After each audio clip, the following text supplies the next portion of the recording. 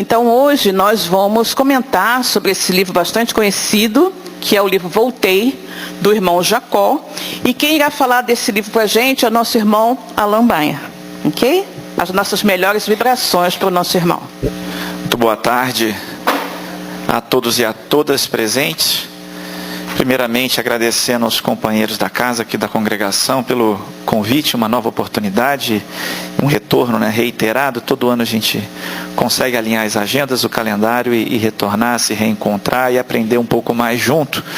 Conforme foi anunciado, o tema da nossa tarde é essa obra literária, sem dúvida, bastante conhecida, e com algumas peculiaridades que lhe dão forma e lhe dão a notoriedade justa. Vamos conversar na tarde de hoje sobre o livro Voltei, autoria do irmão Jacó, que é um pseudônimo. Quem talvez ainda não tenha tido um contato anterior, ainda não tenha feito essa leitura, a gente vai pouco e pouco dar esse contexto. Seu autor, espírito, ele era alguém bastante próximo de nós, e talvez esse seja um dos dados mais interessantes dessa obra. Antes de nós mergulharmos propriamente na trama, se é que a gente pode colocar assim, que o livro nos traz, que nada mais é, já esclarecendo, do que as revelações deste ser, deste companheiro nosso, quanto às suas primeiras experiências, suas primeiras impressões, uma vez desencarnado. Cronologicamente é um livro que retrata um período muito curto, poderíamos assim dizer.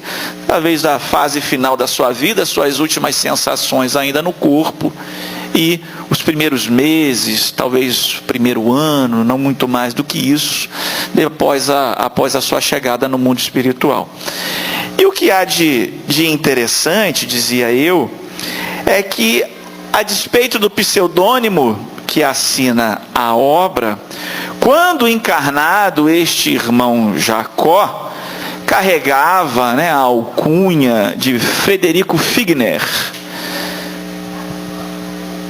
Talvez uma outra referência ao que alguém possa trazer, mas o cuidado que a gente teve antes de mergulhar na trama, dizia, foi trazer à tona quem foi essa figura. E vai ser muito interessante vocês perceberem uma série de iniciativas que tem nesse companheiro o seu autor, o seu empreendedor, o seu idealizador, e que até os tempos atuais todos nós temos alguma referência.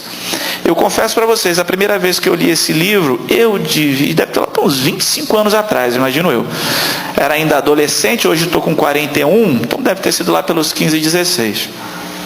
Foi uma leitura bastante interessante. Para quem já leu a obra Nosso Lar, e toda a sequência de André Luiz, certamente é capaz de fazer associações entre uma obra e outra. Mas falávamos então dessas possíveis associações, de quem já leu ou tem alguma outra referência das obras de André Luiz. Só que, sem querer me adiantar demais e não dar spoiler, que é o termo da moda, ou seja, contar o fim da história antes do tempo, existe uma distinção fundamental, e essa certamente é a mais importante, entre a obra Voltei e comparando, por exemplo, com o Nosso Lar. Que André Luiz, que também era pseudônimo, vale dizer, ele era um homem do seu tempo, mas, conforme ele mesmo nos relata, não era alguém muito afeito às questões do espírito, da fé, da religiosidade, da transcendência. Enfim, era um homem do seu tempo, que tinha seus valores, seus defeitos, suas virtudes, como cada um de nós. Irmão Jacó, por sua vez, também ser encarnado no mundo de provas e expiações entre defeitos e virtudes, ele teve uma oportunidade, para não chamar de privilégio, que André Luiz não teve, que foi tomar contato com as revelações dos espíritos superiores.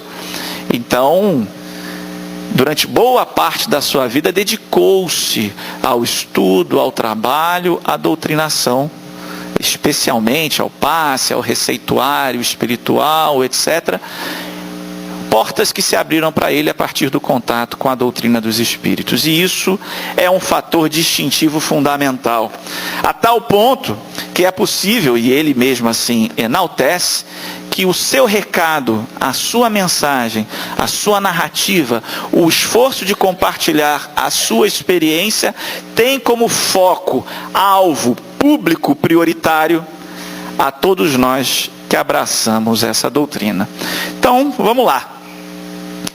Primeiro de tudo, alguns detalhes da obra, né? Ela foi publicada originalmente em 1949, ou seja, 70 anos atrás, é isso, gente? 70, né? Minha matemática não está ruim, não. 70 anos atrás, a primeira edição do livro Voltei, publicado pela editora, né? Federação Espírita Brasileira, a FEB. E aí a gente traz um esforço inicial numa espécie de um prólogo, né? E ele reafirma o que eu acabei de dizer. Algumas das passagens, temos muitos dos slides que nos ajudam como um roteiro. Alguns deles, por questão de fidelidade à narrativa, eu vou fazer a leitura, me perdoem. Outros a gente vai apenas fazer uns comentários e desenvolver o tema. Mas esse aqui eu acho que é interessante. Dizia ele: enquanto no corpo não formulamos a ideia exata do que seja a realidade além da morte. Ainda mesmo quando o Espiritismo nos ajuda a pensar seriamente no assunto, debalde, ou seja, à toa, tentaremos calcular relativamente ao futuro depois do sepulcro. Ou seja, ainda que nos esforcemos, ainda que o Espiritismo nos ajude, a gente, pela visão dele agora já do outro lado, não consegue entender ou fazer ideia exata de que nova realidade será essa. Os quadros sublimes ou terríveis no plano externo correspondem de alguma sorte à nossa expectativa, ou seja, não está de todo diferente do que a gente imaginava. Contudo, os fenômenos morais, essa distinção é fundamental. Do lado de fora, o cenário externo, tudo aquilo que a doutrina espírita nos revela, e talvez essa seja uma das grandes virtudes da doutrina espírita, é justamente esse adentrar do além do véu, né? E essa riqueza de detalhes que ele traz, o próprio André Luiz também faz, principalmente as obras complementares, ainda que as bases estejam lá no Pentateuco kardeciano. Mas ele diz que do lado de fora, o ambiente, o cenário que a gente encontra, tem algumas correspondências com aquilo que a gente imagina, com aquilo que as narrativas que nos chegam já nos contaram. Contudo, os fenômenos morais, os de dentro, são sempre fortes e inesperados.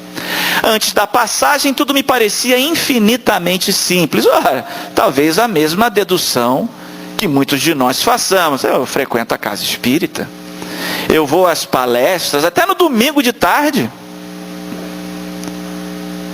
Recebo passe, auxilio nas atividades doutrinárias, de evangelização, nas reuniões mediúnicas. Eu já li uma centena de obras, já me esqueci quantas.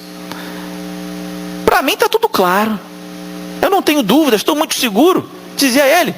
Me parecia infinitamente simples. Não passaria a morte de mera libertação do espírito e mais nada. Corajoso, até porque tem muitos entre nós que eu acho sabiamente reconhecem, né? Sou espírita, acredito que a morte a rigor não existe, mas se ela puder demorar um pouquinho, né? Não estou com pressa. Eu sei que eu vou sobreviver, mas é pelo sim, pelo não, né? Se puder empurrar um pouquinho mais para daqui a pouco. Nosso companheiro, ele disse que estava seguro, né? Não, é mera libertação. Seguiria a nossa alma para as esferas de julgamento, de onde voltaria a reencarnar, caso não se transferisse aos mundos felizes. É isso. Vou lá para o mundo espiritual, chegar a hora de voltar. Quem sabe, né? De repente até dou um voo mais alto, vou para um outro mundo aí melhor, mais feliz. Compreendo hoje que aceitar esta fórmula seria o mesmo que menoscabar a existência humana, ou seja, não dar o valor adequado, declarando-se que o homem apenas renascerá na terra, respirará entre as criaturas e, em seguida, se libertará do corpo de baixa condensação fluídica. Separamos esse texto como um prólogo, justamente para nos dar esse contexto central dessa obra. A surpresa, a decepção, a frustração de alguém que tinha os conhecimentos que nós aqui temos à nossa disposição, que era um praticante assíduo das atividades doutrinárias nos círculos, nas entidades espíritas ou espiritistas, como diziam de falar aquela época, que imaginava estar preparado, consciente, esclarecido para a realidade que encontraria uma vez transpostos os portais da eternidade. Porém, ainda que exteriormente o cenário correspondesse em grande medida a essa expectativa, a surpresa, a frustração e, por que não dizer, a dor que lhe acometeu, veio ao perceber que o seu cenário interior, íntimo, o que ele chamou de fenômenos morais, pareciam não lhe proporcionar as possibilidades de um transpasse feito com equilíbrio, com calma, com um reajustamento ou uma nova adequação ao mundo espiritual, num tempo ou num prazo que ele achava que talvez fosse muito curto, se não imediato, mas na verdade não foi isso que ele encontrou. Essa é a essência da obra, e vamos mergulhar agora então na figura do personagem do autor. Falava o seu nome verdadeiro, Frederico Figner. Ele é tcheco, né?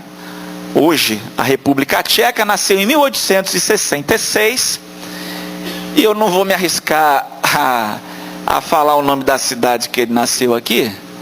Tem até aqui uma, né, que eu nem sei que letra é essa aqui, não sei nem que som que tem. E veio a desencarnar aqui na nossa cidade, do Rio de Janeiro, em 1947. Ele desencarnou aos 80 anos.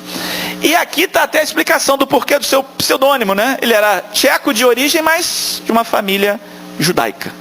Então o irmão Jacó vem exatamente em referência a essa sua origem.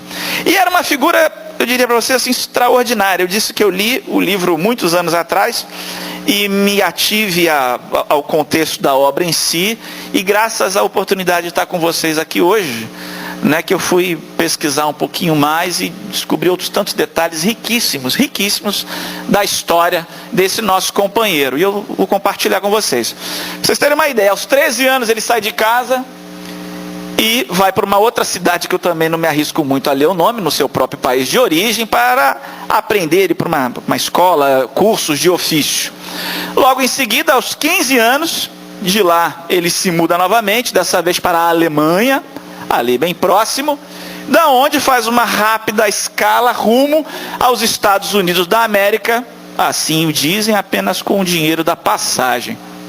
Lá permanece não mais do que cerca de 2 anos, pois aos 17 ele chega ao norte do nosso país, mais precisamente em Belém do Pará, quando era o ano de 1891, sem conhecer uma única palavra em português. Ou seja, o camarada era bem corajoso, com um espírito de aventura, né, exacerbado, e muito precoce também, né? Se aos 13 sai de casa, aos 15 sai do país, logo em seguida muda de continente, para 2 anos depois, ainda menor de idade, aportar num país de uma cultura, de um clima, de um ambiente absolutamente adverso, diferente para ele, sem conhecer o idioma e sem recursos financeiros para se manter.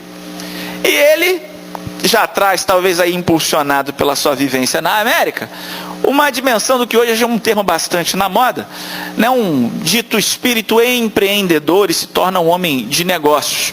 Ele chegou em Belém, conforme dissemos, e ainda passou logo em seguida por Manaus, Fortaleza, Natal, João Pessoa, Recife, né, as grandes capitais do Nordeste, até chegar no ano seguinte, iniciando sua idade adulta, aqui no Rio de Janeiro, né, falando já um pouquinho de português e já trazendo alguma quantia, uma vez que ele trabalhava e começou a fazer sua própria poupança. Chegando aqui no Rio de Janeiro, ainda jovem adulto, abriu uma loja na Rua Uruguaiana, relativamente próximo aqui da gente, no centro da cidade, né, onde ele importava e comercializava produtos oriundos dos Estados Unidos. E que produtos eram esses? Fonógrafo, aquela maquininha de manivela, não era nem disco ainda não, você vai rodando, aí tem uns pinozinhos, ela vai batendo, cada ali tem uma nota musical e vai saindo uma música. Foi uma das mais importantes e conhecidas invenções de Thomas Edison. Ninguém mais, ninguém menos do que Thomas Edison, um grande inventor americano que tem uma lista imensa de grandes invenções à sua época, revolucionárias, e era o primeiro aparelho capaz de gravar e reproduzir os sons em toda a história da humanidade. Frederico Figner conheceu esses inventos na sua passagem pelos Estados Unidos da América e, chegando ao Brasil, começou a importá-los, né? Uma tecnologia à época absolutamente avançada e um produto capaz de fazer coisas fascinantes, né? Então eram rolos de gravação que manualmente faziam os sons e reproduziam as músicas. E ele foi também nessa esteira do mercado fonográfico, que curiosamente hoje em dia e bem recentemente, né, praticamente implodiu frente ao que já foi um dia, mas todo mundo deve ter ouvido falar da Casa Edison. Foi Frederico Figner, o fundador da Casa Edison, que, entre outras coisas, né, passou a ser uma gravadora, a primeira gravadora de discos do Brasil, veio com um desdobramento da Casa Edison, e essa também todo mundo vai lembrar, que é a Odeon. Todo mundo já teve disco ou algum produto Odeon em casa, não teve? Com toda certeza. Com toda certeza, Odeon. Todo mundo conhece. Odeon foi uma marca, a primeira fábrica de discos brasileira, oriundo de todo esse empreendimento de Frederico Figner. Quando percebeu que um mercado estava surgindo no Brasil para esse tipo de produto, e aqui a gente não tinha nada, os artistas, os músicos brasileiros, eles só tinham a possibilidade de se apresentar ao vivo. Não tinha como gravar, né? Essa facilidade hoje que a gente tem, não existia essa possibilidade. Então foi ele o responsável por trazer toda essa tecnologia.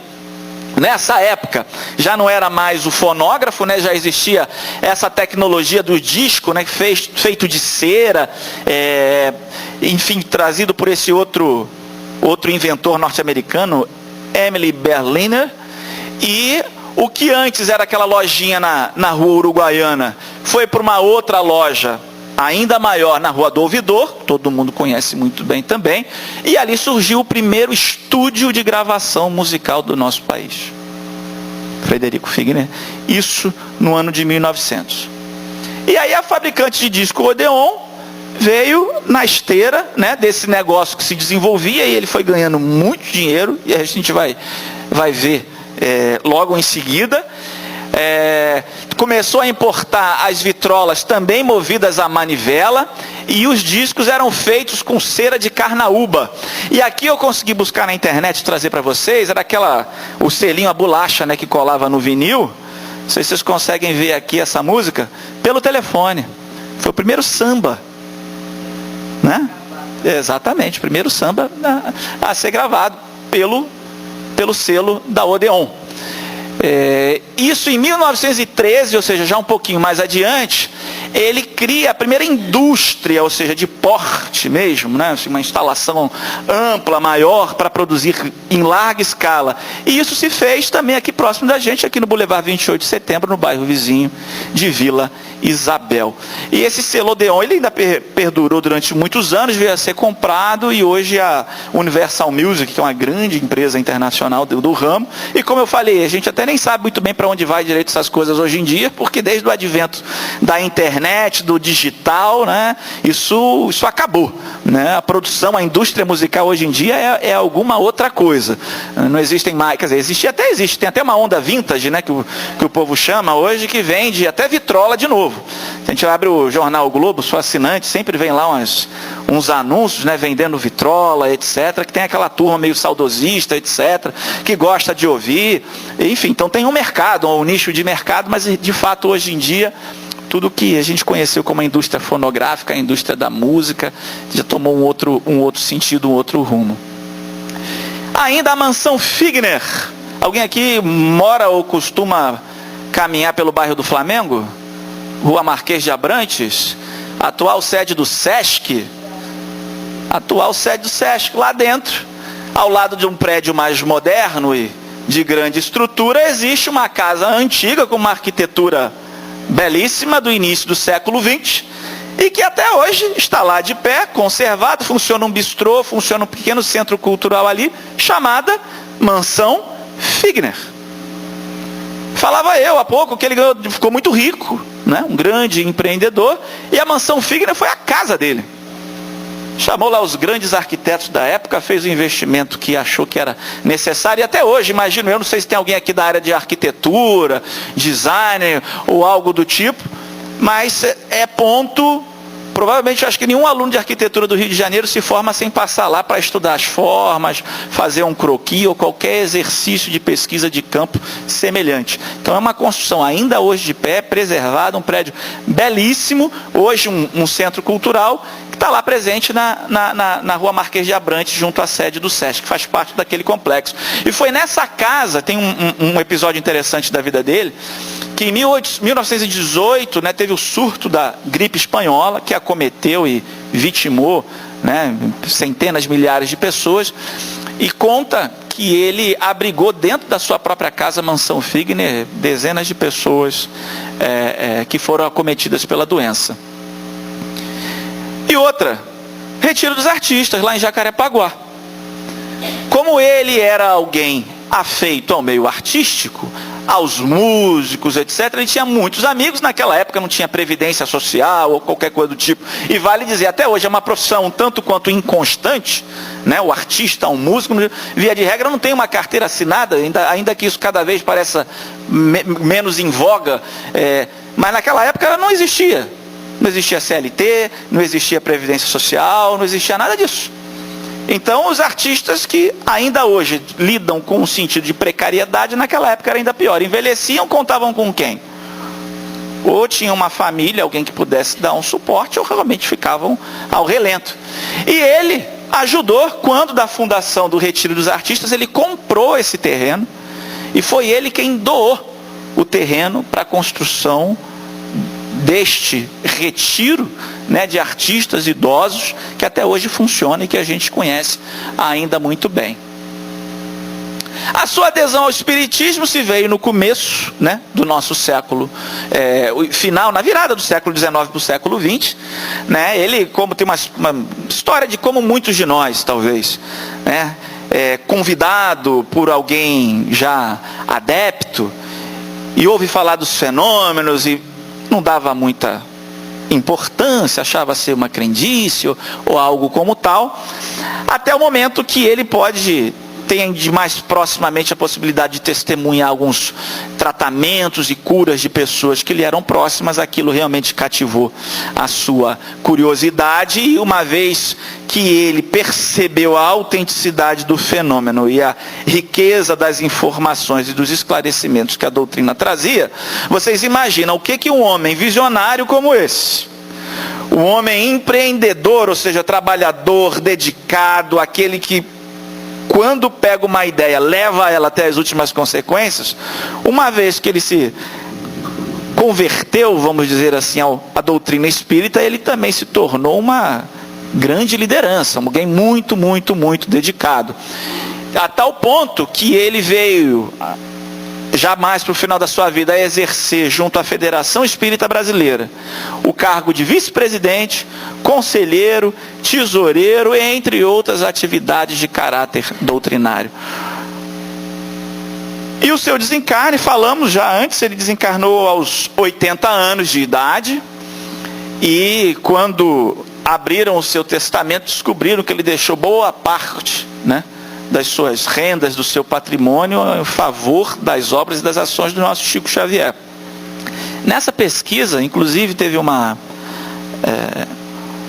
informação que a gente conseguiu pescar, eu não consegui me aprofundar, mas que diz que o próprio Chico depois abriu mão dessa herança, ou desse recurso, deixando em favor da FEB, que tinha acabado de renovar o seu parque gráfico, suas máquinas para impressão dos livros, etc. E a FEB estaria muito endividada em função desse investimento. Então o Chico recusa e diz que seria melhor que esse recurso ficasse para a FEB. Eu não sei se assim realmente se fez posteriormente, parece que sim. E ele, que era uma figura muito conhecida na sociedade como um todo, vocês devem imaginar, né? Teve uma série de editoriais, reportagens à época quando o seu desencarne, e um dos registros no jornal A Noite Ilustrada dizia que ele era o mais brasileiro de todos os estrangeiros. E ainda um depoimento, né, de Viriato Correia, jornalista, teatrólogo, romancista e membro da Academia Brasileira de Letras, falou assim sobre o nosso companheiro e autor da obra dessa tarde. Aos 80 anos tinha as vibrações, os entusiasmos, a vivacidade das juventudes estouvadas. Quem o via pelas ruas suado, chapéu atirado para a nuca, falando aqui, falando ali numa pressa de moços de recados, ou seja, alguém atuante, sempre apressado, pensava estar vendo um ganhador em cima da hora. Corria para não perder a hora do negócio. E de fato ele era um grande negociante, ele era um grande empreendedor, empresário, etc. Via ele nesse corre-corre aos 80 anos e falou, lá está indo o velho atrás de mais dinheiro. No entanto, não era para ganhar que ele vivia a correr. Rico, muito rico, não precisava entregar-se à vassalagem do ganho. Corria para servir os outros, corria para ir ao encontro dos necessitados. Figura interessante, não? Alguém aqui tinha noção de toda essa trajetória? Pois é, companheiro nosso aí das lides espíritas brasileiras e daqui do Rio de Janeiro. Desencarnou. 70 anos atrás, não foi essa conta que a gente fez? Foi 49, né, que ele desencarnou? Ele desencarnou. Todo mundo vai desencarnar. Dedicado, generoso, uma mente certamente acima da média, dedicado aos trabalhos, aos fazeres da doutrina espírita, junto à Federação Espírita Brasileira, o órgão maior de representação federativa, desencarnou. Qual a realidade que ele encontra chegando lá? Como dissemos, a tônica da sua obra é um recado para todos nós. O Espiritismo fora para mim não só simples crença religiosa, tornara-se o clima constante em que minha alma respirava. Não era apenas uma crença religiosa, mas era o clima constante em que minha alma respirava, ou seja, ele se diz, assim se reconhecia, se via, alguém que respirava, que vivia o Espiritismo 24 horas por dia, não só na dimensão da crença, dos valores ou do entendimento da vida, mas também na dedicação do seu tempo, das suas energias, naquilo que a convicção e a ética cristã que nós abraçamos, que as lições do Evangelho nos convidam, a prática do amor ao próximo, a prática do nosso dever de consciência para a caridade. Portanto, como dissemos no começo e reafirmamos agora, era alguém que tinha para si a convicção de que uma vez desencarnando, teria um transe facilitado, teria um processo de adaptação mais célere, teria um encontro com uma condição de paz, de consciência tranquila, de possibilidades de atuação no mundo espiritual mais destacada do que aquelas que ele encontrou. Lembrando André Luiz, médico, e acredito e temos dados para isso, né, de que seja uma obra mais difundida e mais conhecida, até pelo filme, que o popularizou ainda mais, na sua ansiedade de recém-desencarnado querer atuar nas zonas de sofrimento, nas câmaras, né, da colônia que recebiam aqueles irmãos ainda numa condição de perturbação, e dar ao seu ofício médico uma destinação útil, tão logo, tão breve quanto fosse possível. E a sua ansiedade, quando é que eu vou? Não, vai lá, vai limpar o chão, né? Vai fazer um serviço que, aos olhos da maioria, são aqueles de menor importância. E não, mas eu sou médico. Veja bem, eu estudei, sabe quantos anos? Sabe que em hospitais que eu trabalhei? Você sabe que títulos que eu ganhei? Por quanto tempo eu exerci essa tarefa? Imagina se eu vou ficar aqui perdendo meu tempo limpando o chão. É um paralelo interessante, ainda que os ofícios sejam diversos, mas irmão Jacó, Frederico Figner dizia que a sua ansiedade era trabalhar nas atividades de doutrinação, porque eram elas aquelas a que ele mais se afinizava e se dedicava quando encarnado, e ele imaginava poder, uma vez chegando lá, dar sequência nessa tarefa das mais importantes, né? E diz ele que o nosso empenho nessa prática da caridade exterior acaba que embotando os nossos olhos, trazendo uma certa nebulosidade à nossa capacidade de ver ou de enxergar e de perceber a profundidade do convite que se faz a cada um de nós para trabalhar na dimensão do labor íntimo. E não é à toa, e aqueles que são da área da psicologia entendem isso com absoluta clareza, fazer para fora, e para fora com muita intensidade, é uma maneira de escamotear a nossa própria consciência, que não quer olhar para as mazelas internas.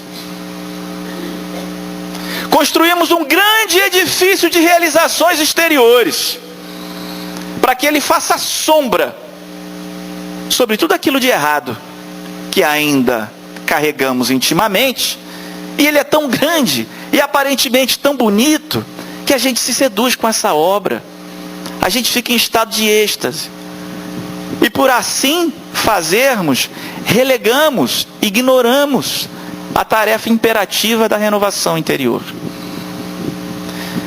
A prática da compra das indulgências da antiga Igreja Católica, não quero fazer nenhuma crítica institucional, apenas a referência histórica.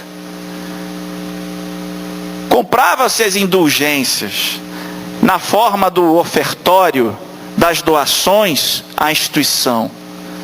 E o representante sacerdote negociava: qual é o tamanho do teu pecado? Se é um pecadinho, custa 10. Se é um pecadão, custa 10.000. E assim se fazia. Exteriormente, a quitação dos débitos, qual se houvesse uma moeda corrente exterior capaz de afetar esta balança de forma efetiva, uma vez que tal contabilidade está inscrita na consciência de cada ser. Dizia ele: fiz tanto para fora, fiz tanto para o outro, que me permiti embriagar. Por isso, e negligenciei o trato íntimo que era imperativo. Lembrando as palavras do codificador: reconhece-se o verdadeiro espírita pelo esforço que faz para domar as suas más tendências, as suas más inclinações e efetivar a sua reforma íntima. Reconhece-se o verdadeiro espírita pela reforma íntima. É importante a gente atentar que não existe uma dicotomia. Não existe aqui um conflito, onde uma coisa anula a outra.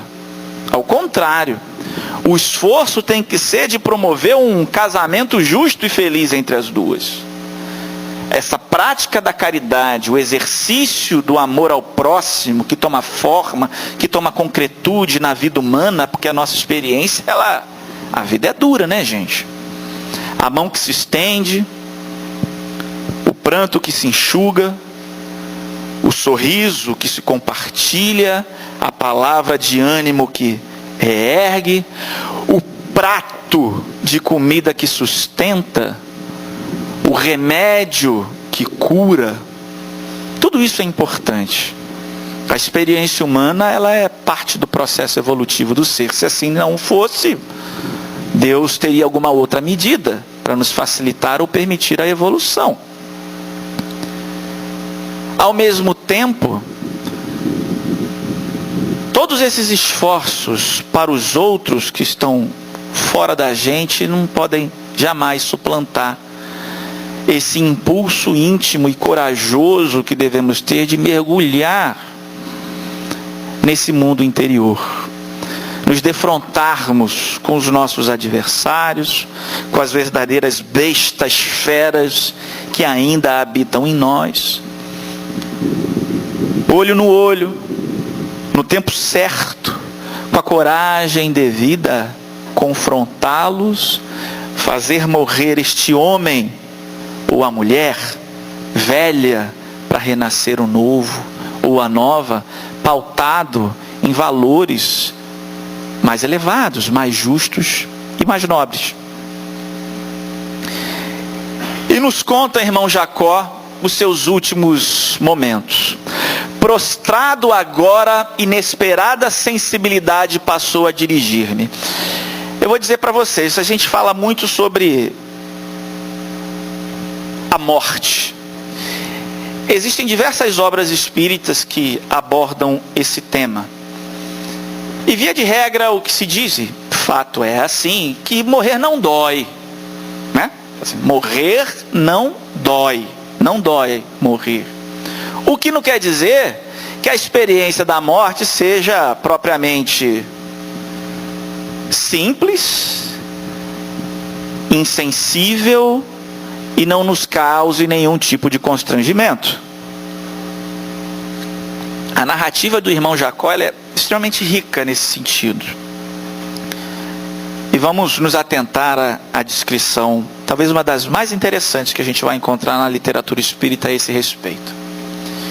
A renovação de caminhos obrigava-me a esquecer negócios e interesses terrenos, é óbvio. Já estava ele aqui acamado, bastante adoentado, percebendo que o momento derradeiro se aproximava, que as suas forças físicas se esvaíam mais e mais. Não me era mais possível governar o leme do barco material, e esse impositivo, ao que me pareceu, proporcionava-me acesso a mim mesmo. É aquele momento onde é cada um por si, amigo. Chegou o momento de você olhar para si diante do espelho. Não tem médico, não tem medicamento, não tem hospital, não tem equipamento moderno que será capaz de nos livrar deste momento derradeiro. Atravessaremos os portais da eternidade sozinhos, o que não quer dizer que o façamos desamparados, mas a travessia será só, o que também não quer dizer, reforçando, solitária. Mas é um momento de olharmos para nós mesmos. Afetava-me a necessidade de ternura e compreensão. Olha o sentido de carência, né? Falamos do momento de estar só, diante de si. O homem da atividade humana, obrigado a defender-se e a preservar o bem dos que lhe eram caros, através de 1000 modos diferentes, estava passando, ficava para trás. Redescobria-me, afinal. O momento da morte foi para ele o momento de se redescobrir. Não era eu mais que um homem comum, reclamando socorro e carinho. Homem comum. Esquece toda aquela história, todo aquele dinheiro, todos aqueles grandes empreendimentos, sua fortuna, a admiração, o aplauso de tantos. Trazia o coração opresso por aflições indizíveis. Se a dispneia, ou seja, o mau funcionamento ali respiratório roubava a tranquilidade, os temores povoavam meu espírito de tristezas e sombras. Olha só, hein? Espírita, morrer é simples. Olha as palavras. Jamais experimentara antes tamanha sensação de exílio e deslocamento. Jamais experimentara antes sensação tamanha de exílio, de expulsão, de deslocamento. Não sei onde eu estou. Quem sou eu? Na terra estava cercado de benditas dedicações por parte das filhas queridas e dos amigos abnegados, mas ele percebia a presença dos familiares ali próximos, tentando lhe dar a assistência possível, mas impossível solucionar as angústias que ele abraçava. E aí ele avança na narrativa do seu desencarne. Não se estendeu o alívio por muito tempo, pegamos um trecho mais à frente. Passei a registrar sensações de esmagamento do peito. Aí ele já acompanhava a presença dos amigos espirituais e dos passes lhe sendo fluídicos, o desligamento dos laços já em operação. As mãos do passista espiritual concentravam-se agora no meu cérebro. Demoraram-se quase 2 horas sob os contornos da cabeça. 2 horas tomando prece na área da cabeça. Suave sensação de bem-estar voltou a dominar-me quando experimentei abalo indescritível na parte posterior do crânio. Não era uma pancada, semelhava-se a um choque elétrico de vastas proporções no íntimo da substância cerebral, na parte posterior do crânio. Senti-me no mesmo instante subjugado por energias devastadoras. A imagem mais aproximada é de uma represa cujas comportas fossem arrancadas repentinamente.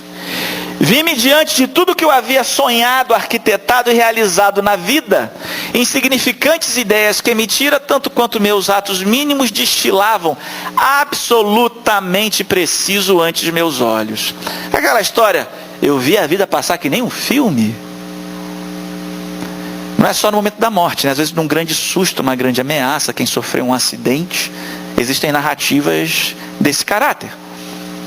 E ele fala que ele viveu neste instante, exatamente, a vida passou e ele não sabe descrever no tempo e no espaço, como se tivesse sido num átimo de segundo.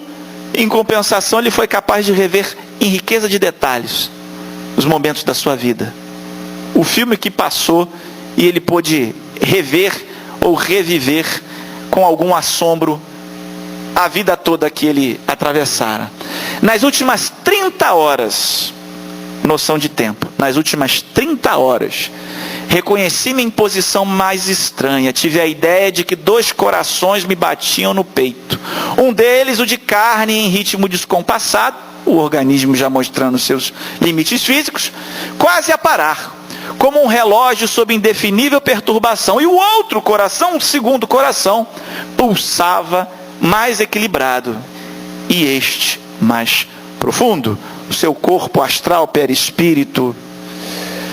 A visão comum alterava-se em determinados instantes, invadia-me em clarões subitâneos, mas por minutos de prolongada duração, cercava-me densa neblina. Observei que frio intenso veio a ferir-me às extremidades, mãos, pés. Procurei acalmar-me, orar intimamente e esperar. Aí ele lembrou-se da prece. Comecei a divisar à minha esquerda a formação de um depósito de substância prateada, semelhante a gaze, tênue, tenuíssima, dizia ele. Não poderia dizer se era dia ou se era noite em torno de mim, tal nevoeiro que me sentia mergulhado.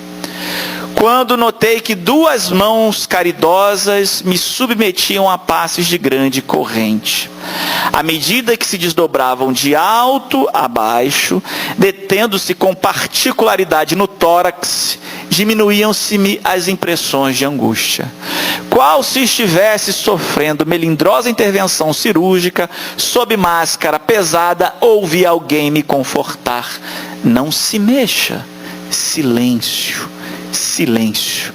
Concluí que o término da resistência orgânica era questão de minutos. Vocês percebem que em momento algum ele disse que estava sentindo dor. Em momento algum ele descreve sensações absolutamente afeitas à realidade material, orgânica, física. E ele assim fala: o frio da extremidade, o esmagamento do peito, a dificuldade de respiração, a vista embaçada a um ambiente nebuloso, as energias e forças atuando sobre o seu cérebro, sobre a sua cabeça, o crânio, etc. Mas em momento nenhum ele fala assim de dor física. Porém, alguma dúvida de que este estava sendo para ele um processo penoso e doloroso moralmente, psiquicamente? É um transe difícil. Naquele intraduzível conflito, lembrei-me, e aqui vamos encerrar essa narrativa, mais intensamente, insistentemente, o dever de orar nas circunstâncias mais duras. Rememorei a passagem evangélica em que Jesus acalma a tempestade perante os companheiros espavoridos, rogando ao céu salvação e piedade. Forças de auxílio dos nossos protetores espirituais, irmanadas à minha confiança, olha, as forças do amparo espiritual, somadas à sua confiança, falou ele da prece, lembrou de Jesus, do socorro que acalma a tempestade, sustaram as perturbações. Ali ele conseguiu se concentrar e esse sentimento passar. Braços vigorosos, fortes, invisíveis para mim, como que me reajuntavam no leito. Aflição asfixiante, contudo, oprimia-me o íntimo. Olha a saída e vinda. Ansiava por libertar-me, chorava conturbado, jungido ao corpo desfalecente, quando tênue luz se fez perceptível ao meu olhar. Em meio do suor copioso, lobriguei minha filha, Marta, a estender-me os braços. Ele teve uma filha desencarnada, ainda na juventude, e ele revela que nesse instante, quando ele começa efetivamente a perceber as realidades do pós-morte, a primeira presença que ele identifica é da sua filha. Estava linda como nunca. Intensa alegria transbordava ali do semblante calmo. Isso é muito curioso, né? Que a gente fala dos processos de vida e de morte. Quando alguém morre aqui é um desespero danado, né? Morreu, e agora? Como é que é e tal? Me leva junto. Não leva não, né? Deixa aqui e tal. E agora, como é que é? E que morrer, a gente sofre, a gente chora. E é tudo o inverso do lado de lá. Quando alguém morre aqui, a gente chora, e quando nasce é uma festa. A gente fala, vida é sempre razão de alegria. Nasceu meu filho, meu neto, meu sobrinho, meu afilhado, a gente celebra a vida e está certo. Quando morre, muito bem, podemos chorar pela saudade, guardando os extremos, né, que nunca são recomendados para nada, mas é mais ou menos esse o retrato. A partir do ponto de vista do mundo espiritual, é justamente o inverso. Quando alguém desencarna, minha filha me recebia, linda como nunca, demonstrando intensa alegria a transbordar-lhe do semblante calmo. Papai, você morreu, que maravilha! Seja bem-vindo, papai. Há tanto lhe aguardava. Momento do reencontro. Quem não acalenta? Que maravilha, né? Vamos nos reencontrar com aqueles que nós amamos. Aqueles que um dia a partida nos levou às raias do desespero, que hoje ainda fustiga o nosso coração pela saudade, estarão lá nos aguardando para esse momento de reencontro. Foi um momento certamente de maior alegria e de paz momentânea que Jacó pode desfrutar. Avançou carinhosa, enlaçou-me o busto e falou-me tenra aos meus ouvidos. Agora, paizinho, é necessário descansar. Tentei movimentar os braços de modo a retribuir-lhe o gesto de amor, ou seja, lhe abraçar também, mas não pude erguê-los. Pareciam guardados sob 1 tonelada de chumbo. A prostração do processo de desencarnação e por tudo aquilo que também agravou o seu quadro físico ao final da vida. O pranto de júbilo, de alegria e reconhecimento, porém, correu-me abundante dos olhos. Quem era Marta naquela hora? Minha filha? Minha mãe? Difícil responder. Sabia apenas que a presença dela representava um mundo diferente, uma nova revelação. E entreguei-me confiado aos seus carinhos, experimentando felicidade impossível de descrever. Uma experiência de algumas horas, talvez 2 dias, se a gente pode intuir, essa conta que não fica muito clara, até o momento em que ele percebe que os laços fluídicos, energéticos, entre o corpo físico e o seu corpo espiritual, estavam efetivamente sendo desatados, e ele começa a tomar consciência dessa nova realidade. Felizmente para ele, e aí a gente tem que falar de mérito, talvez dando uma ênfase diferente daquela que construímos até aqui, que diz que a despeito de todos os seus esforços, do seu conhecimento, da sua prática caritativa, que ele não encontrou o céu de maravilhas no seu desencarne. Ao mesmo tempo, é inegável você ter ainda nas suas primeiras horas a possibilidade de um amparo e de você dar-se conta. Muitos desencarnam e não entendem nada do que está acontecendo. Ele minimamente participou e pôde até, vamos dizer, aprender com essa experiência. Então logo foi possível, já se deu consciência da presença e do amparo, provavelmente, daquele ser que era o mais aguardado. Imagina, o desencarne de um filho. Todos nós que temos filhos deve ser de uma dor, meu Deus. Se todos nós aguardamos o reencontro daqueles que amamos, o reencontro com o filho certamente é dos mais ansiados, dos mais aguardados. E ele teve essa oportunidade. Ele teve essa oportunidade nas primeiras horas de reencontrar sua filha, que, além de tudo, pôde contribuir bastante com ele nesse processo. E se não bastasse o amparo da filha, e falamos novamente do mérito, aquela coisa, o termo não é muito bom, está caindo até em desuso, né? O tal do pistolão, né? Ou até está caindo em uso novamente, não sei, mas o tal do QI, né? O que indica, né? Peixe, também tem peixe também. Tem peixe lá dentro, tem pistolão, não é assim? Que alguém que facilita, abre as portas para alguém, né? Pois é, mas diz que é verdade, tem que ir no mundo espiritual. Cultive boas amizades. Cultive boas amizades, aqui a gente vai falar de algumas delas. O espírito responsável pela operação de todo esse processo desencarnatório do irmão Jacó foi Dr. Adolfo Bezerra de Menezes Cavalcante. Ninguém mais, ninguém menos do que Dr. Adolfo Bezerra de Menezes.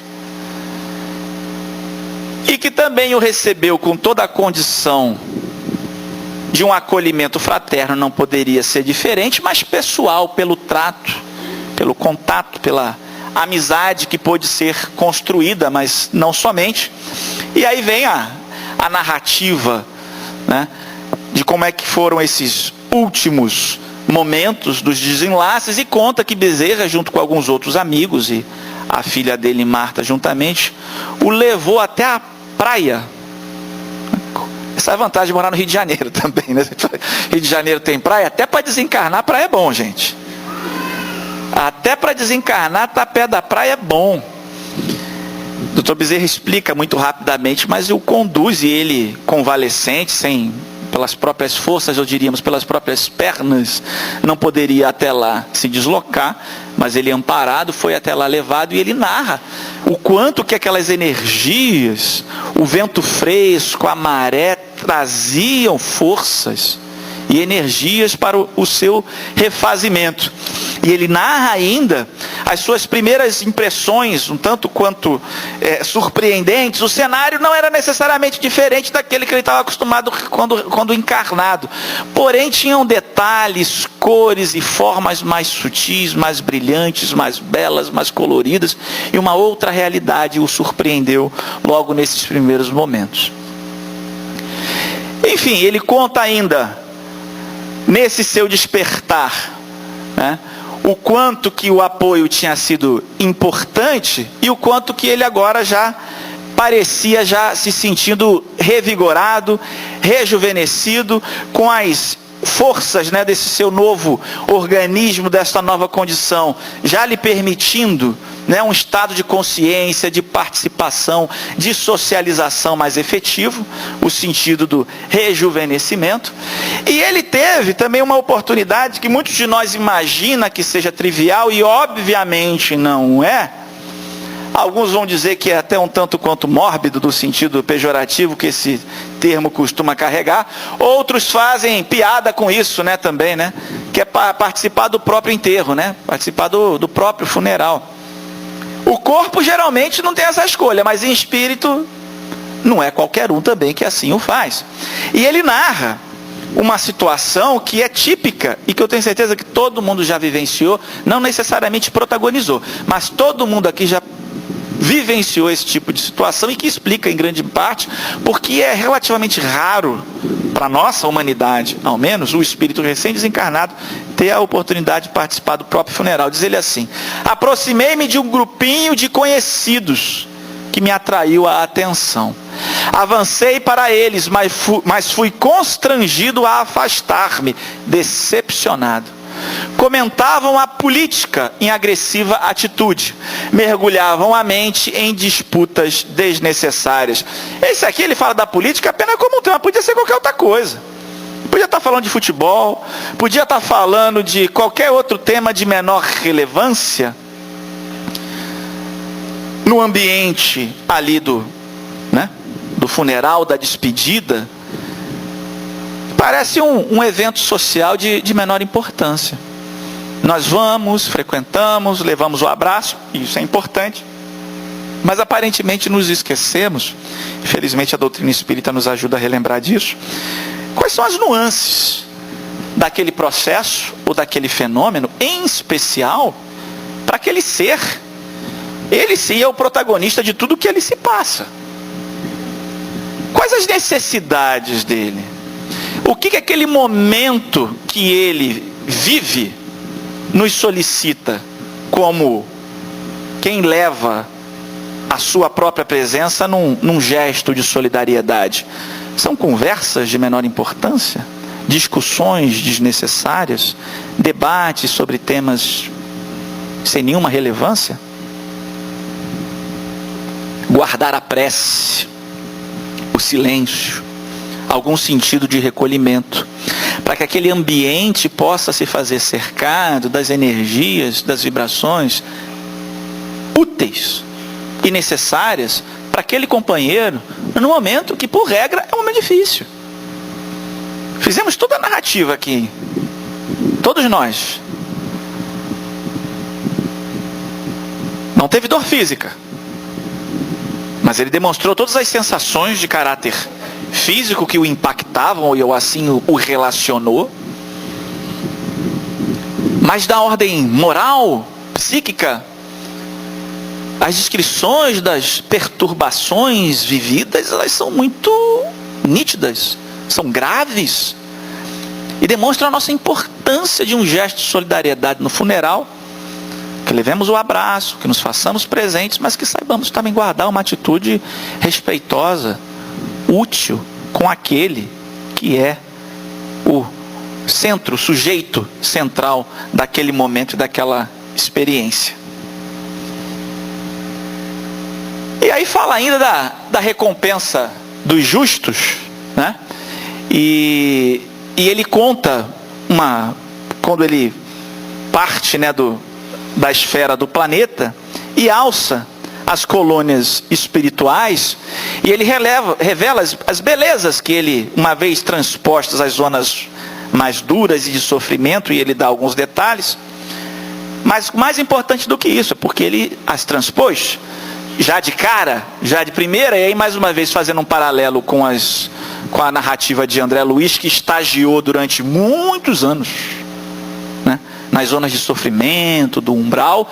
Ele teve o mérito de não precisar ali permanecer, né, mas ele precisou atravessar, e ele teve consciência disso, como quem faz um voo cheio de turbulências, e percebendo, né, aquele estado de terror que o cerca. Eu vivi isso semana passada, inclusive, exatamente essa analogia, mas é um ambiente aterrador, e ele assim fala, até que ele chegou numa colônia espiritual, onde a sua filha Marta residia, e ele conta das maravilhas, né, que ele pôde observar, mais uma vez as suas conquistas, e assim ele conclui: por que não me lembrara mais vezes na terra de que retornaria ao lar espiritual? Quase uma retórica, né?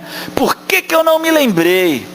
Eu pensara na morte, aguardara-a sereno e providenciara quanto julguei justo, para quando o corpo exausto baixasse ao túmulo. Todavia não supunha que a vida aqui fosse tão natural. Se soubesse antes, ter-me-ia preocupado em semear o bem e a luz mais intensamente na causa que abraçamos. Ou seja, dada a realidade que ele encontrou, e se sentindo de alguma forma atendido em parte das expectativas, pelo menos no amparo recebido, ele chega a essa conclusão: se soubesse antes, tivesse uma noção mais clara e mais atenta, eu teria me esforçado mais em semear o bem e a luz. Vocês sabem que tem Divaldo Franco, que narra essa história, que ele, enfim, tem o hábito de, uma vez encontrando alguém recém-desencarnado, de perguntar qual a sua maior alegria, a sua maior tristeza. Possível que muitos aqui saibam essa história, mas aqui o ensejo é bastante oportuno. E ele fez estabeleceu esse mesmo diálogo com o Dr. Bezerra de Menezes, no que o Dr. Bezerra de Menezes responde para ele: meu filho, a minha maior alegria foi, uma vez despertar, muito resumidamente, uma vez despertando no mundo espiritual, eu me ver cercado de pessoas tão queridas, familiares, companheiros de ideal, de trabalho, etc., numa instância absolutamente feliz e equilibrada, e em determinado momento eu ouço um vozerio e me levam até a sacada da edificação que eu me encontrava, e chegando lá, eu vi uma multidão do lado de fora que eu não conseguia divisar o fim de tanta gente que estava ali presente. E logo me dei conta que todos estavam ali por minha causa. E eles dirigiam suas energias, suas emanações e seus olhares carinhosos a mim, e eu me vi arrebatado por uma emoção sem tamanho, e era estranho, porque eu olhava para as pessoas e eu não as reconhecia. Logo eu perguntei para quem me ladeava quem eram, no que de pronto responderam que eram todos aqueles seres, todos aqueles irmãos nossos que, quando encarnado, eu recebi no meu consultório, seus parentes, seus amigos, as mães, os filhos, e que vieram naquele instante me receber e me agradecer. Essa foi uma alegria que eu não tenho palavra para descrever. E Divaldo então dava sequência ao diálogo. E qual foi a sua maior tristeza? No que ele arremata: meu filho, foi logo em seguida, ao dar-me conta, naquele mesmo instante, quantas oportunidades de fazer o bem eu não tinha desperdiçado. Aí a gente pensa na gente, né? Aí a gente pensa na gente. Doutor Adolfo Bezerra de Menezes, por exemplo, né? Se ele diz que ele perdeu a oportunidade de fazer o bem, eu não... Imagina eu, né? Pois é, vale essa reflexão. Vamos acelerar um pouquinho aqui por conta da hora, para que a gente possa cumprir com um acordo. Ele narra ainda como é que era a residência da sua filha, e ele fala como lhe chamou a atenção um porta-retrato. Ele viu um porta-retrato na sala de estar da colônia onde a filha morava, que era uma foto de família. Mais uma vez o paralelo, né? Da forma como ele descreve, como se houvesse um porta-retrato idêntico àquele ou muito semelhante a esse na casa da sua família aqui na terra. Ou seja, os laços afetivos, né? Como eles se mantêm. E não é importante o estabelecimento dessas posições, quem é pai, quem é mãe, como ele mesmo descreveu antes, naquele momento, eu não sei se ela era minha mãe, se ela era minha filha, não importa, até porque a tendência é que ao longo das reencarnações, a nossa família espiritual, a gente vai justamente alternando essas posições, né? E é necessário que assim se faça, para que a gente viva as experiências desses diferentes lugares, vamos dizer. Mas o aconchego do seu lar, os companheiros em serviço, isso é muito interessante. Ele fala quando ele foi visitado por Guilhom Ribeiro e Caibar Schutel, dois grandes nomes também do espiritismo brasileiro do início do século passado, né, do século XX, que foram lhe visitar e como narravam para ele que ainda a essa época seguiam atuando, dedicados aos serviços que eles iniciaram quando aqui estavam encarnados ainda na Terra, né? Guilhom Ribeiro, aqui no Rio de Janeiro, foi presidente da Federação Espírita Brasileira, e Caibar Schutel, no interior de São Paulo, um grande difusor, escritor, radialista, enfim, tanto um quanto o outro ainda trabalhavam. Falando de quando ele já um pouco mais fortalecido, pôde retornar à Terra e começar a visitar algumas casas espíritas, para o estudo, para o trabalho, para o serviço, e falava na via pública, andando aí pelas ruas, se deslocando, né, e também ainda acompanhado por outros companheiros já numa condição mais mentores, podemos dizer dessa forma, e ele se dizia espantado com a expressão espiritual da maioria das pessoas que lhe cruzavam o caminho, todos praticamente acompanhados por espíritos, alguns poucos de feição benigna, né? Ou expressão sinais luminosos, mas a sua maioria, né? Entidades gozadoras e das baixas sensações da vida física.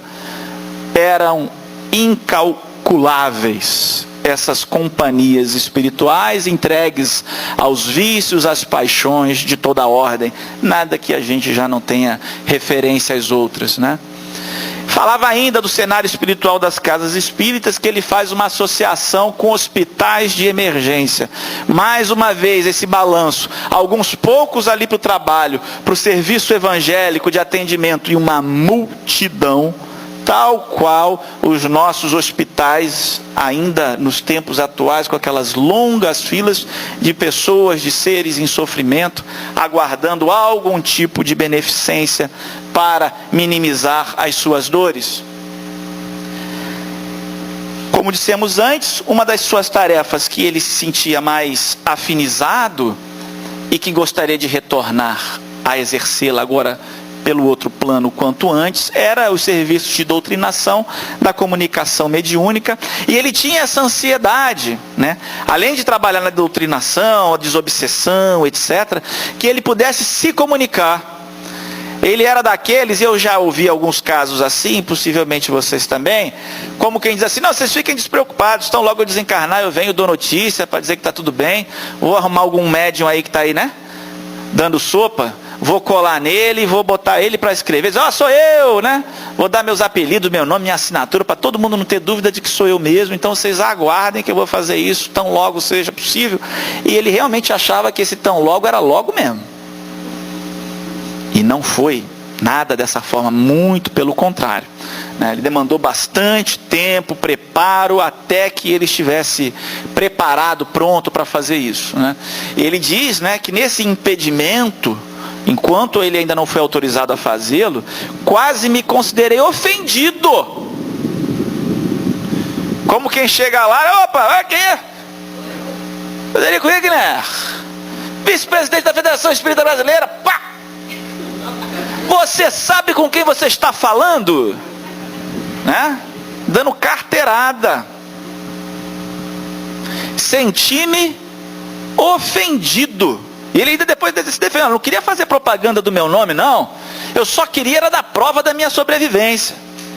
Como se o depoimento dele, ou mais dele ou menos dele, fosse fazer alguma grande revolução na humanidade, né? Nem dele, nem de ninguém. E aí ele fala, num desses momentos em que ele começou a atuar, isso aqui é curioso, e aí o grande desfecho da obra, que um dos espíritos que estava sendo atendido numa das reuniões mediúnicas que ele pôde participar, já o conhecia de quando encarnado. Até trava aquele diálogo: "Mas você aqui de novo, né? Você não tinha morrido?" "Pois é, então morri, mas voltei para ajudar do lado de cá." "Tá bom, vamos em frente." E aí ele reconhece e fala assim: "Aquele ali não é o Jacó, não é o Frederico Figner?" Aí eu diz: "É, exatamente." Aí ele vai lá, mete o dedo na ferida, né? "Mas ele não era aí o bonzão aí? Ele não era quando encarnado, aquele rico, generoso, que ajudava todo mundo, doutrinador, anotava os receituários, né? Tá, foi aí dirigente da Federação Espírita." Tô olhando para ele, tá cinza. Não tem uma luzinha. Não tem uma luzinha emanando desse ser. E aí? Ele diz que se antes ele estava ofendido, aí a coisa engrossou ainda mais. Sendo que, vale dizer que essa possibilidade até dele lidar, né, com esse tipo de ofensa ou de agressão, enfim, já chega no momento em que ele também vai se fortalecendo um pouco mais. E que ele soube lidar, não revidou o ataque, mas precisou que a turma chegasse junto, amparasse, orientasse e pedisse a ele, né, que tivesse um pouco mais de paciência, de orientação. Aqui uma curiosidade, duas, só fazendo uma menção. Quando do centenário de Thomas Edison, ele pediu à filha, e é um capítulo do livro muito breve, e a filha atende ao seu pedido, eles fazem uma viagem, vão até os Estados Unidos, e ele tem a oportunidade de encontrar Thomas Edison. No mundo espiritual, obviamente, esse que já desencarnar. E este demonstra, né, toda a sua condição de espírito elevado, o que a gente pode interpretar como um grande missionário das ciências, né? Porque a gente também está muito acostumado a pensar do missionário religioso, ou aquele com grandes destaques morais, etc. Mas, a rigor, as contribuições para a evolução humana precisam se dar em todas as áreas, né? Então Thomas Edison, como um grande inventor, com uma mente muito acima da média, deu imensas contribuições nesse sentido, e era um espírito de alta estirpe, e uma vez desencarnado, seguia contribuindo e trabalhando pela evolução humana. Narra ainda um daqueles encontros do templo, lá na colônia. Isso também é muito interessante, né? A gente às vezes pensa assim: depois quando a gente desencarna, lá é tudo mais ou menos igual, né? Onde a gente reza, onde é uma coisa, tá tudo... Existem as estruturas sociais, existem as casas, existem as escolas, existem os campos de trabalho, os hospitais, etc, etc. E existem os templos, né? Existem os espaços especialmente dedicados ao recolhimento, à oração, etc. E uma história belíssima ele narra a partir de então. Então vamos lá. Ele conta por fim, né, e aí encerrando a história, esse seu conflito simbolizado nessa ausência de luz ou de brilho próprio, íntimo, ela traduz um pouco aquele conceito, né, a síntese da obra, conforme enunciamos no começo da nossa conversa, desse descolamento, dessa frustração do irmão Jacó, tendo perante as suas lembranças, a sua consciência, uma vida dedicada, ou grande parte da sua vida dedicada aos trabalhos de benemerência, aos trabalhos doutrinários, uma consciência, se não trazia grandes culpas, mas ciente talvez das suas falhas, mas que também reconhecia as suas conquistas, e por isso almejava uma adaptação mais rápida, uma transição ao mundo espiritual mais suave e uma reintegração às atividades laborativas numa condição de destaque, tão logo ele despertasse, chegasse no mundo espiritual. E isso, como a gente já explorou bastante bem, não se deu de imediato, nem se deu na brevidade com que ele desejava, e ele viveu momentos bastante delicados, angustiantes, frustrantes, de dor, de sofrimento, de mergulho nesse seu mundo interior para tentar encontrar o fio da meada que ele perdeu lá do seu reencontro, da sua reforma íntima. E passados meses e meses e meses, já dedicado ele às atividades novamente, já buscando se reequilibrar, meditar, orar, encontrar o seu caminho na sua nova realidade, ele conta que, enfim, numa dessas incursões entre a colônia espiritual e a crosta planetária, ele é abordado por um grupo de clérigos,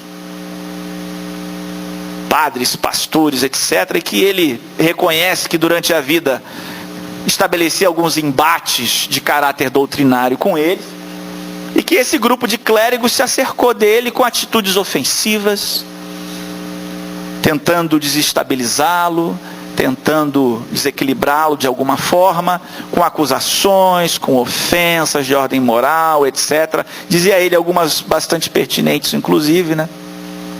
Só que ele se viu tomado de compaixão.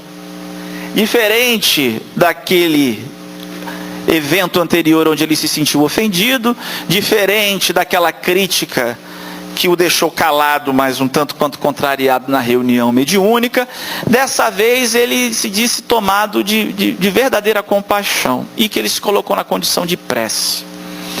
E que pouco e pouco ele percebia que o ânimo daqueles que o criticavam, daqueles seus algozes, iam diminuindo, a tal ponto que eles se afastaram, e ele continuava a orar, e quando ele abre os olhos, ele percebe que não mais ali permaneciam. E surpresa maior se deu de que, além de estar só, ele percebeu uma nova companhia, de uma pequena luminosidade arroxeada que passou a brilhar no íntimo do seu ser.